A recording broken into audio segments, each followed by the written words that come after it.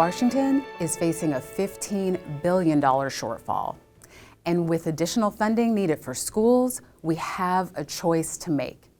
Do we allow deep cuts to critical services, or do we make sure the wealthiest among us contribute their fair share? Our tax system was built nearly a century ago, and it simply isn't working for everyday Washingtonians. It asks too much from working families and small businesses while allowing the ultra-wealthy and the largest corporations to contribute far less than their fair share.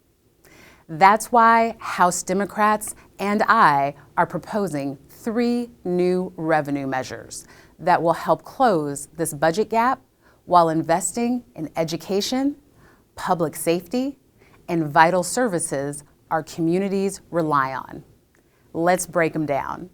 First, my bill, the Financial Intangible Assets Tax, or FIT, would apply a modest tax on financial assets like stocks, bonds, and mutual funds, but only for the ultra-wealthy. If you have less than $50 million in assets, this tax will not affect you. And essential savings like retirement accounts, pensions, and education funds are completely exempt. Those won't pay the tax.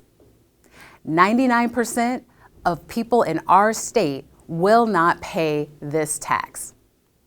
Homeowners are already paying property taxes on their biggest asset, their home. This bill will ensure that the ultra-wealthy, whose wealth is tied up in financial assets, are also contributing. The revenue from this tax, about $2 billion per year, would go directly to fund K-12 education, ensuring that every child in our state gets the quality education they deserve.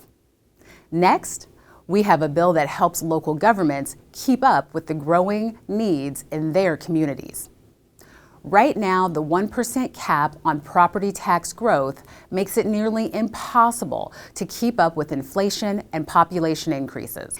This bill adjusts that cap, allowing for modest, reasonable increases up to 3%, so we can fund schools, public safety, and behavioral health services. Let me be clear, this bill does not increase the 1% constitutional cap on your current property tax.